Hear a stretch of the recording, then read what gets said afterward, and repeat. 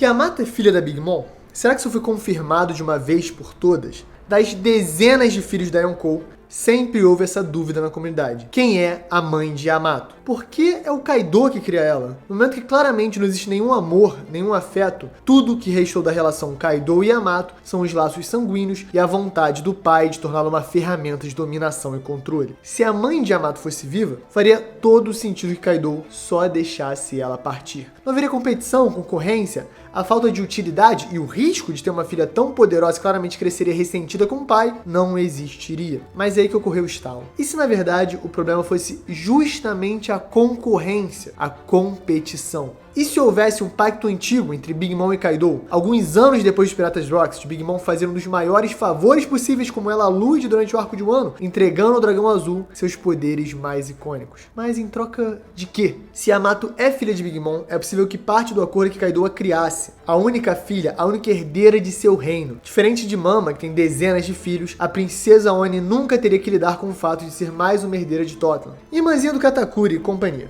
Olhando para esse flashback, para os olhos que as duas carregam, essa possibilidade ganha um pouco de crédito. Parece um pouco insano, mas a relação entre Kaido e Big Mom é extremamente misteriosa e confusa. Talvez toda a história de Yamato ainda não tinha sido revelada. Crescer sem mãe, torturada pelo próprio pai, vivendo sozinha e triste, pode ser apenas o começo da sua tragédia. Fala aí, galera, Spell aqui, eu sou o Derek e esse é o vídeo do episódio 1068 de One Piece, que trouxe evidências, curiosidades talvez, para Yamato ser filha da Big Mom? Bom, eu vou comentar sobre isso, mas tem mais coisa ainda, a gente tá chegando no hype daquilo que você sabe. Temos animadores lendários confirmados para o episódio 1071 e 1072. Akihiro Oda, Wei Zin, entre outros que vão certamente estourar a boca do balão. Mas a gente fala disso outra hora. No momento, eu quero que você deixa o like, se inscreve nessa moral. Chega a nossa lojinha, cara. Muitas estampas brabas que você pode usar e apoiar a gente pessoalmente. Tamo aqui em São...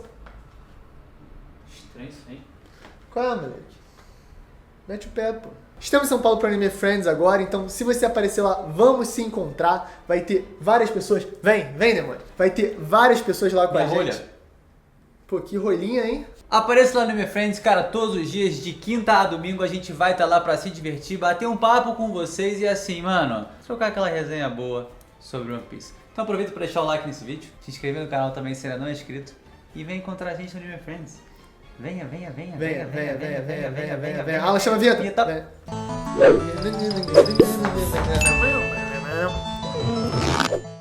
A primeira coisa que eu reparei no episódio foi a dublagem do Zunisha, né? A voz dele avisando que ele tá chegando, que o tambor vai tocar e que o bagulho vai ficar doido. É muito boa. Vocês sabiam que o som do rugido do T-Rex no Jurassic Park é a edição da trombeta de um elefante? Não sabia, mas agora você sabe. Toda essa sequência inicial é bem legal. Momonosuke e Yamato conversando não só sobre o Zunisha, mas também sobre um pouco da voz de todas as coisas, a maneira que o Yamato percebe que o Momonosuke também consegue ouvir a voz dessa besta lendária milenar. E, ao mesmo tempo, como os dois compartilham essa memória dos diários de Oden, essa admiração pelo cara, um por ser o filho e o outro por ser meio que o herdeiro espiritual, né? A pessoa que segue o Oden ao máximo, que quer espelhar o Oden, que tem ele como o maior parâmetro de vida. E a animação ali com a página rasgando ficou bem interessante. O que será que tava nessa página que o Oden rasgou? O conflito que o Momonosuke tem também com abrir as fronteiras de Wano, sem saber quem é Joy Boy, quando ele vai chegar, e também com o risco que teria para o país, sabendo que existe o governo mundial, entre outras pessoas, depois que ele saiu desse lugar isolado e conseguiu entender um pouco melhor o mundo, é bem curioso. Agora, ele não é só adulto fisicamente, ele tá tendo que mentalmente ter ações de adulto, pensar nos outros, pensar nas consequências das atitudes dele de uma maneira mais elevada, mais sofisticada, mais intensa. E essa construção do personagem é muito maneira. Nekomamushi, de resenha, Carrot, olá, Carrot, tá ainda no anime? Parabéns, olá, bem-vinda de volta, Carrot. Mas aí, rapidamente, ela já sai de cena, porque a gente tem uma sequência insana pra chegar. Passando pelas situações tensas, a gente tem o Frank usando a Strong Raito para salvar o Zoro. A situação está bem caótica e a gente teve agora o Zoro praticamente morrendo metaforicamente, mas sobrevivendo o seu encontro com a literal morte. E aí, de volta com Murasaki e Orochi. mesmo com todo o caos que o Daft Punk, o Law e a Big Mom causaram, o terremoto gigante que foi esse ataque, a Hiyori se levanta e continua a tocar. E agora, nessa altura, o Orochi já tá meio tipo, cara, o que tá acontecendo? Eu te ordeno a parar e tal. A gente não pode esquecer, a gente sabe todo o lado da Komurasaki, da Hiyori, mas o Orochi não sabe exatamente. Pra ele, ela é só mais uma cortesã que ele ama muito, que ele ordena e comanda e que ele faz e acontece. Mas a gente sabe que as coisas não são exatamente assim. Então, a gente tem essa quebra, né? Ele começa a querer ir contra a Komurasaki, ordenar ela e tal, mas dessa vez ela resiste. Eu achei pessoalmente que o ritmo ficou muito ruim dessa cena. Eu não culpo tanto o anime porque no mangá também é bem estranho. Todo esse momento da Hiyori tocando shamisen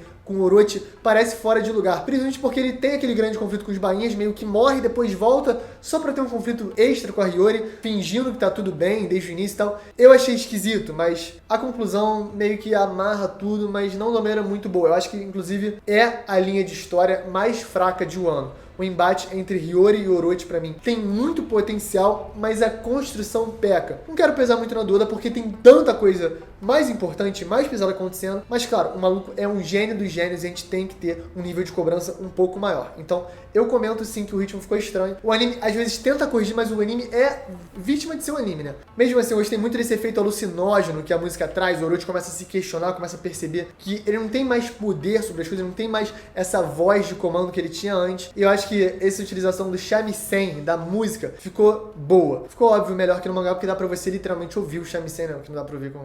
Mas, assim, principalmente o ritmo é esquisito. Desde o início dessa situação, Orochi e Hiyori, o ritmo é estranho. Então, ele é mais lento, ele é mais passado e tal. Mas eu tenho que admitir, no final do episódio eu achei bem legal. A gente vai comentar isso daqui a pouco. Porque tem Luffy vs Kaido. A gente sabe que esse é um episódio intermediário. Vai vir aí uma grande transformação, uma parada muito hype. E os animadores selecionados vão ser absurdos. Mas eu tenho que elogiar muito, porque a gente já viu a Toei Animation em seu pior. E é ruim. Mas dessa vez a gente tá vendo a Toei Animation, mesmo no seu pior, nesses episódios de transição, mandando muito bem. A luta Luffy vs Kaido é fluida, é interessante, tem golpes, tem sangue, tem trilha sonora, e você sabe que não é o ápice do Sakuga, uma coisa monstruosa, mas ao mesmo tempo ela é feita de maneira consistente, com um ritmo muito bom. Eu tenho que dizer, fora a parte de Orochi vs Hiyori, todo esse episódio tem um ritmo excelente. Você vai de uma cena a outra sendo levada, faz sentido as transições, e você nunca tá realmente entediado com o que tá acontecendo, o que eu achei um excelente ponto positivo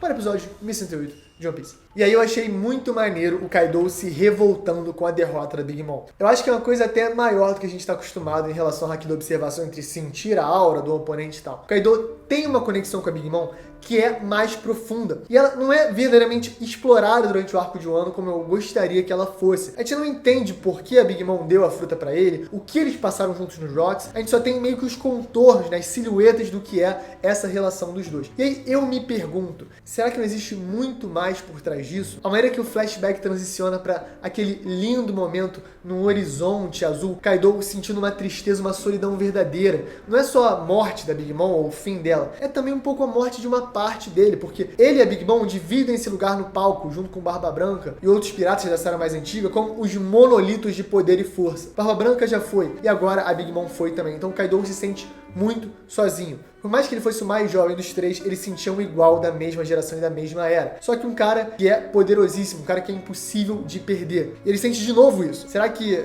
quando todos caírem, eu vou estar sozinho? Eu vou ser o último em pé? Mas ao mesmo tempo, não é simples assim. Luffy tá vindo pra cima, Kid e Law derrotaram a Big Mom, e essa nova geração tá causando problemas que provavelmente ele não sentia desde que ele lutou contra Shanks, contra Roger e contra a Barba Branca. É uma coisa insana, mas ao mesmo tempo muito delicada e interessante, porque todas as transições, todas as metáforas que o anime usa ficaram belíssimas. A voz da Big Mom traz uma nostalgia difícil de lidar. Em outro cenário, em um outro horizonte, ele lembra da voz da grande capitã que o acolheu quando era apenas um adolescente. Por mais poderoso que fosse o Oni, se meter no ninho de cobras que eram os piratas Rocks não pode ser subestimado. Dá muita impressão que ela foi uma espécie de irmãzona pra ele, ou quem sabe até um interesse romântico. O choro do Kaido o diz muito. São as lágrimas que representam uma história de dois piratas que não tiveram o fim esperado. Enquanto ele enfrenta hordas de inimigos, uma nova geração que o desafia de maneira inédita, uma dificuldade que talvez ele não tenha enfrentado em batalha desde as eras que cruzava espadas com Shanks, Barba Branca e até Roger, ele sente uma solidão diferente. Sem a Big Mom, essa figura desafiadora, mas ao mesmo tempo extremamente carinhosa e acolhedora, Kaido pode sentir que a sua era está mais perto de chegar ao fim. Se até a velhota rodou, isso significa que ele também pode rodar. Esse flashback foi curioso também porque pode ter trazido uma nova dimensão ao passado de Yamato.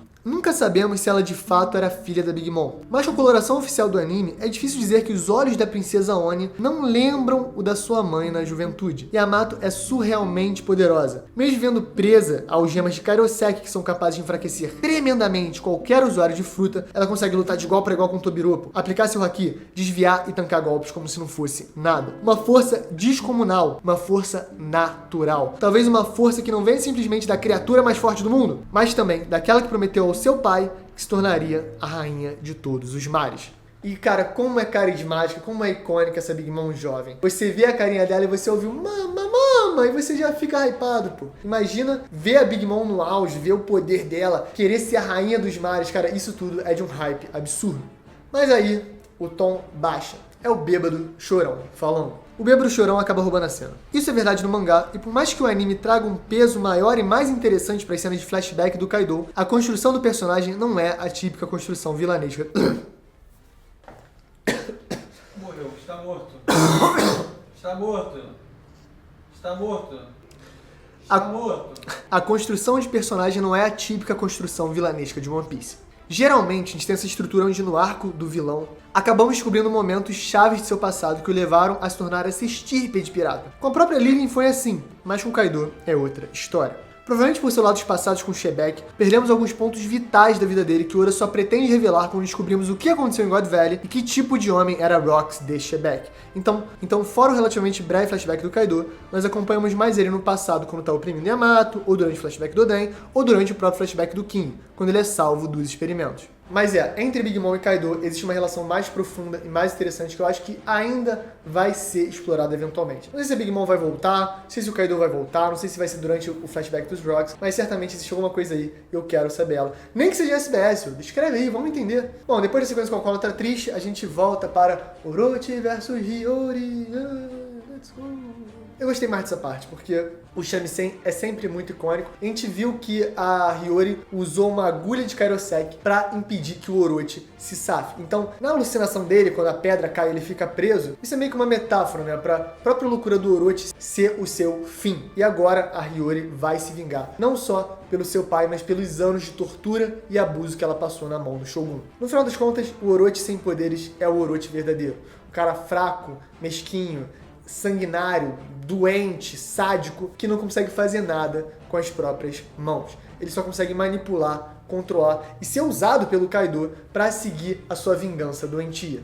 Um homem pequeno e indefeso perante a nobre e poderosa Hiyori. É muito icônico ela tocando com o shamisen com a trilha de Wano, revelando a origem da música, a Princesa da Lua. A nossa trilha sonora do arco é a música que Oden pediu pessoalmente para que sua filha, quando ainda era uma criancinha, tocasse em seu funeral. O Oden brinca com a filha, né? Mas ela tem essa memória do pai, é intensa, é épica, é teatral, e ela vai aumentando a voz, subindo o tom e tocando o shamisen. É bem legal essa parte, eu gosto bastante. Principalmente meio que da brincadeira com a trilha sonora de Wano ser essa música, ser esse shamisen de verdade que ela tocava pro Oden. Isso foi lindo, lindo, lindo. E a gente tem várias representações metafóricas maneiras, né? Parece que o Oden é o sol uma hora e o Orochi é uma coisa sombria, pequena e fraca. E quando o shamisen sobe, a gente começa a perceber que tem mais instrumentos, a trilha sonora fica mais complexa. Do shamisen puro, a gente vai tendo mais construção, mais densidade, e essa música vira a trilha para o Gear Force do Luffy encarando o Kaido. Ele avisa que esse vai ser o último Gear Force dele, o Snake Man pra ganhar do Grande Dragão Azul. E aí ele começa a sequência de Gatalingan, de golpes e tal, é tudo muito, muito hype. E a gente finalmente é levado ao To Be Continue. Cara, galera, a gente vai trazer reviews de anime insanos daqui pra frente, porque as coisas vão esquentar um nível que nunca esquentaram antes na história de One Piece. Confia em mim quando eu digo que o hype pro Gear 5 é inédito, é insano e é absoluto. Então, galera, esse foi o vídeo. Não esquece de deixar o like, se inscrever, dar essa moral pra gente. Tamo no Friends, tamo em Sampa. Então, se você estiver aqui nessa semaninha... Caralho! Vem que tem, vamos se encontrar lá. É isso, galera. Valeu! É isso, galera. Valeu. Pão de batata com outras coisas.